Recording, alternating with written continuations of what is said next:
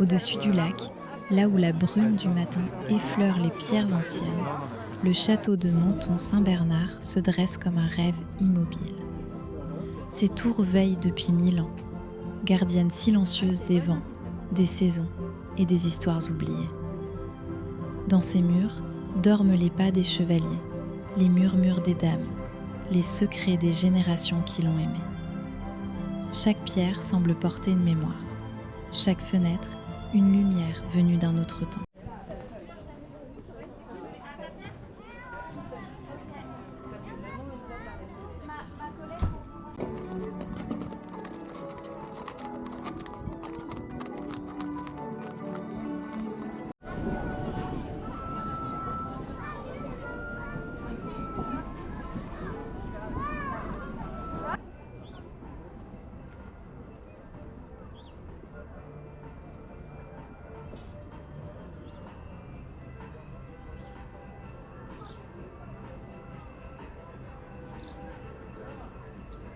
Depuis plus de 1000 ans, ce château veille sur la vallée, immobile et pourtant vivant, comme un géant de pierre qui aurait appris à écouter le vent. Son histoire commence humblement, au Xe siècle, lorsqu'une simple maison forte en bois surveillait la route romaine et les passages entre les montagnes. Puis, siècle après siècle, la forteresse s'est élevée, renforcée, transformée. 3 grandes tours carrées, dressées au XIIe siècle, formaient le cœur du château médiéval, un refuge pour les habitants lors des temps troublés. Elles sont encore là, fières et solides, témoins silencieux de 1000 hivers. Mais le château n'est pas resté une forteresse austère. À la Renaissance, il s'est ouvert, adouci, embelli. Au XVIIIe siècle, une façade tournée vers le lac a offert une vue majestueuse sur les eaux turquoises. Et au XIXe siècle, une restauration néo-gothique lui a donné cette allure romantique, presque irréelle, qui fait croire à certains qu'il aurait inspiré les châteaux de contes de fées.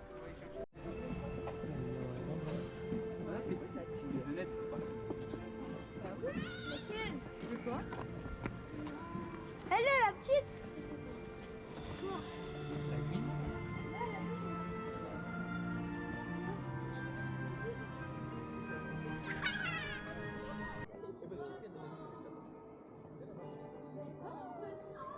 Oui, t'as raison. Mais plus oui par rapport à...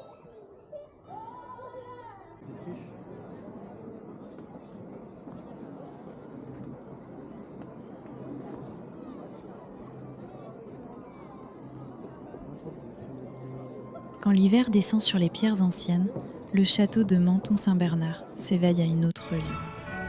Dans ses cours et ses jardins, des silhouettes apparaissent, venues d'un monde où la lumière et l'imaginaire marchent côte à côte. Des flammes dansent dans l'air froid, portées par des mains qui connaissent le langage du feu. Les étincelles s'élèvent comme des étoiles impatientes et le château, un instant, semble respirer avec elles. Plus loin, des pas légers glissent sur les pavés.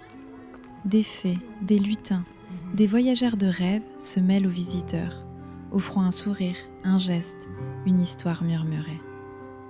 Leurs costumes bruissent comme des ailes, leur voix porte la douceur des contes d'autrefois.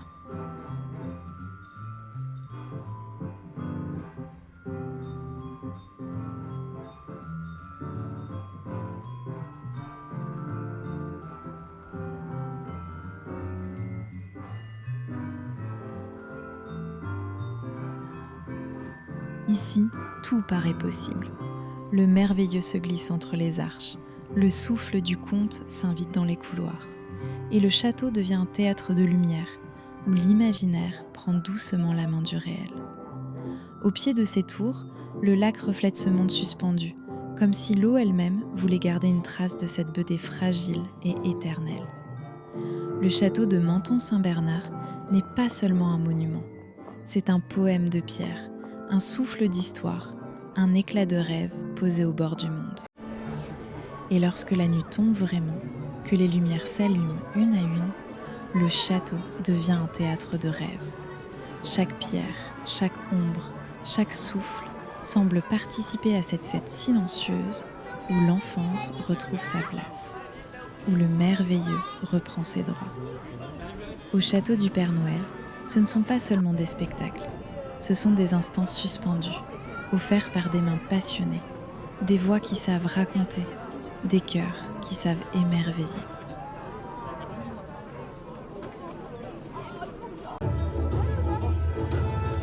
Quand la nuit descend sur le lac, le château s'embrase d'une magie nouvelle.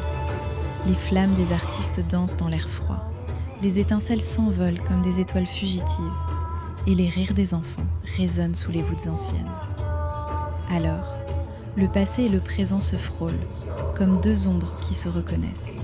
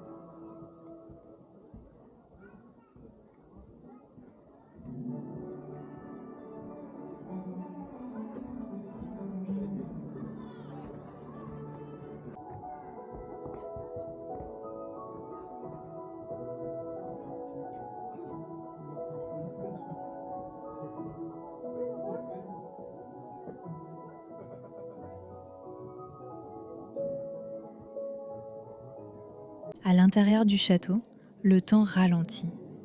Les portes massives s'ouvrent comme des paupières anciennes, laissant apparaître un monde où chaque salle respire encore le parfum des siècles passés. Les planchers murmurent sous les pas, comme s'ils se souvenaient de ceux qui les ont traversés avant nous. Depuis plus de 23 générations, la même famille, les Menthon, habite ces murs. Une lignée ininterrompue, rare et précieuse. Parmi eux, un saint, Bernard de Menthon, protecteur des voyageurs alpins. Et plus récemment, François de Menthon, voix de la justice au procès de Nuremberg. Chaque nom, chaque époque, chaque destin semble avoir laissé une empreinte dans la pierre. À l'intérieur, le château révèle un autre monde.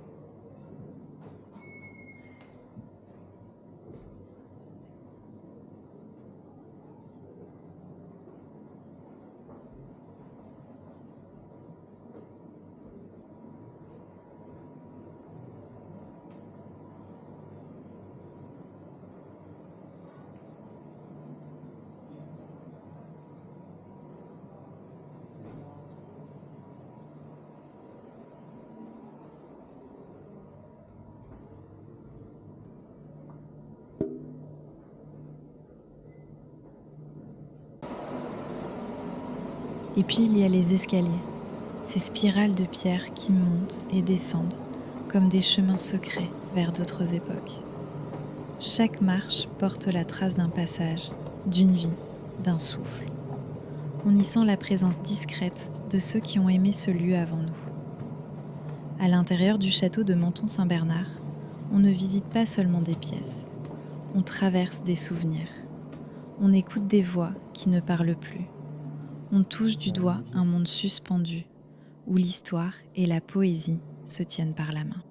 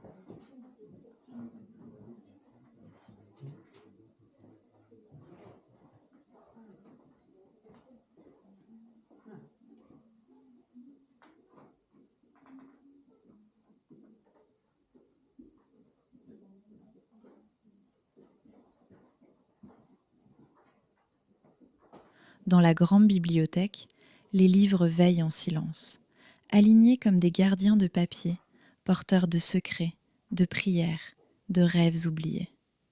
La lumière glisse sur les reliures dorées et danse sur la poussière suspendue, comme un souffle d'éternité.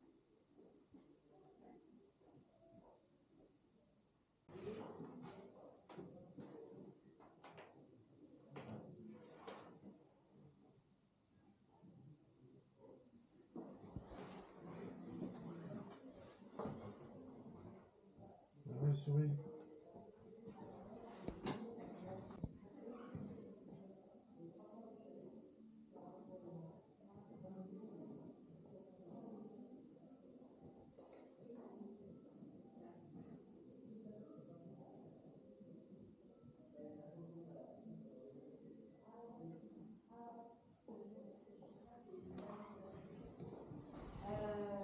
Les salons sont habillés de boiseries sombres, de portraits immobiles, de tapisseries qui racontent des histoires que seuls les murs comprennent encore.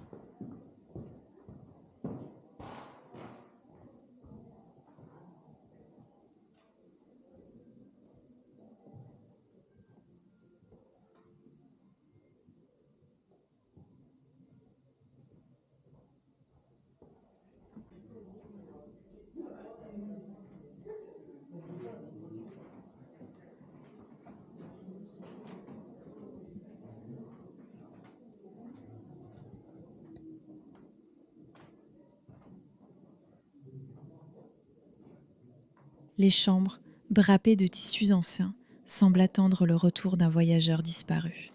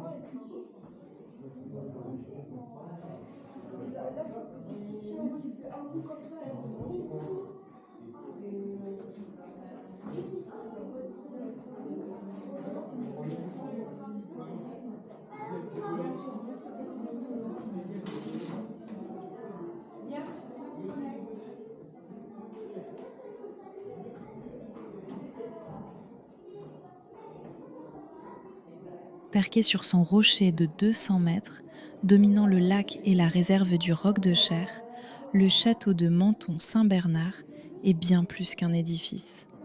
C'est un poème de pierre. Un fragment d'histoire suspendu entre ciel et eau. Un lieu où les siècles se parlent encore, où les légendes trouvent refuge, où chaque visiteur repart avec un peu de rêve au fond des yeux.